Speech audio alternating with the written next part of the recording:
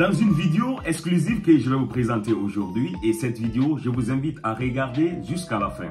C'est une vidéo des caméras de surveillance de la maison centrale. Et nous allons nous faire un peu l'idée comment est-ce que ces commandos sont parvenus à rentrer à la maison centrale et comment est-ce qu'ils sont parvenus à mettre hors état de nuire tous ces gardes qui étaient là ces jours-là. C'est une vidéo qu'on peut justifier authentique parce que on voit les dates qui sont là-dessus, mais surtout on pourra se faire des idées si c'est un enlèvement ou bien si c'est surtout un coup préparé, mais surtout aussi de savoir s'il y a de la complicité de toutes ces gardes pénitentiaires qui étaient là ces jours-là, comme l'a dit le ministre de la Justice, M. Charles White. Je vous invite aussi à regarder cette vidéo que je vais publier sur cette chaîne où M. Charles White est en train de nous expliquer comment est-ce que les choses se sont déroulées.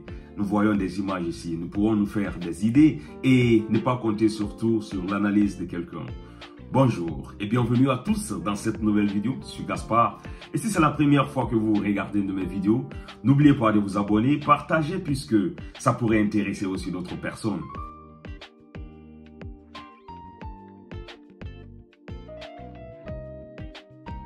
Et voilà la vidéo exclusive dont je vous parlais. Donc, je l'ai vue sur les réseaux sociaux, précisément sur la chaîne de Tidiane. Et je vois que, à peu près, ça décrit ce que le ministre disait dans son interview. Le commando fonce, il va voir un sentinelle qui est assis derrière. Et tout d'un coup, ils ont déjà commencé à se battre. Et nous voyons, il arrache cette personne vers la caméra. Et nous voyons la sèche qui tombe et une petite discussion. Nous voyons que soit le monsieur il est mal formé ou bien la personne qui est en face est plus robuste que lui. Et nous voyons les autres commandos qui sont en train de venir. Et selon les explications, les gens nous parlaient de 6 personnes qui ont fait l'opération. Et non, ça c'est plus que 6. Et comme dans le témoignage, nous voyons celui qui vient aussi sur la moto Apache. Et nous voyons tout à coup, le combat se livre. Ils sont en train d'ouvrir la pick-up dont parlait aussi Monsieur le ministre dans son interview. Et nous voyons que tout d'un coup, je pense que le sentinelle qui était là, ils l'ont déjà maîtrisé et son arme est déjà prise. On lui dit de se coucher à terre et il se couche de lui-même comme nous voyons sur les images. Et les autres commandos sont maintenant tout autour. La voiture pick-up est ouverte et le sentinelle est toujours à terre. Nous voyons maintenant que le premier commando qui est venu sans arme, il a une arme à main. Et voilà le combat qui commence. Jusqu'à présent, il n'y a pas eu de tir d'armes. Et nous sommes en train de voir qu'ils sont en train de ligoter le sentinelle qui était là. Nous voyons 2 à 3 hommes sur lui en train de l'attacher, je pense.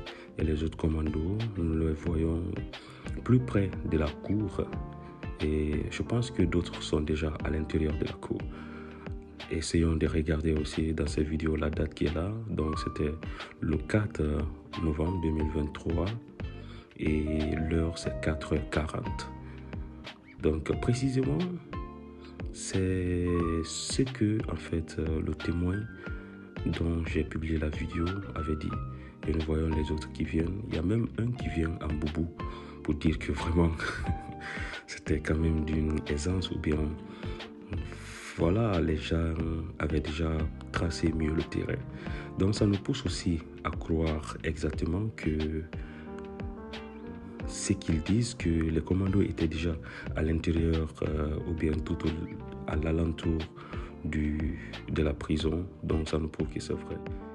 Une fois de plus encore, bienvenue à tous dans cette nouvelle vidéo. Et si c'est la première fois que vous regardez une de mes vidéos, n'oubliez pas de vous abonner, partager puisque ça pourrait intéresser aussi d'autres personnes. Cette affaire d'évasion devient de plus en plus compliquée pour certaines personnes, mais de plus en plus claire pour d'autres personnes qui veulent connaître la vérité dans cette histoire. Sur ces images de vidéosurveillance, on peut dire que c'est réellement authentique parce que nous voyons la date et l'heure à laquelle les événements se sont déroulés sur ces images. Et quand on écoute aussi l'interview qu'a tenue Monsieur le ministre, son Excellence Monsieur Charles White, on voit réellement qu'il explique presque les mêmes choses qui se déroulent ici sur ces images.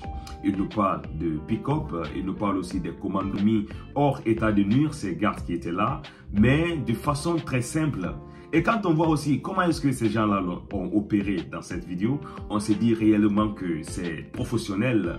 Et surtout, de se dire que, voilà, comment est-ce qu'avec une telle aisance, ils peuvent faire cette opération. Surtout mes frères, je voulais connaître aussi votre avis parce qu'on ne peut pas rentrer en profondeur dans cette histoire. Du fait qu'on n'a pas encore la vidéo complète, comment est-ce qu'ils ont opéré à l'intérieur. Pour l'instant, nous sommes en train de chercher la vérité dans cette histoire. Et j'espère aussi lire vos avis en commentaire en bas de cette vidéo, parce que je vais prendre le temps de tous les lire et on se retrouve à très bientôt. N'oubliez pas d'écouter aussi l'interview de M. Charles White en train d'expliquer la scène, comment elle s'est déroulée à sa manière.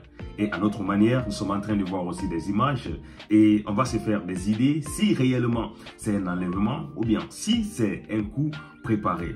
Merci à tous de regarder cette vidéo et on se retrouve à très bientôt pour une nouvelle vidéo.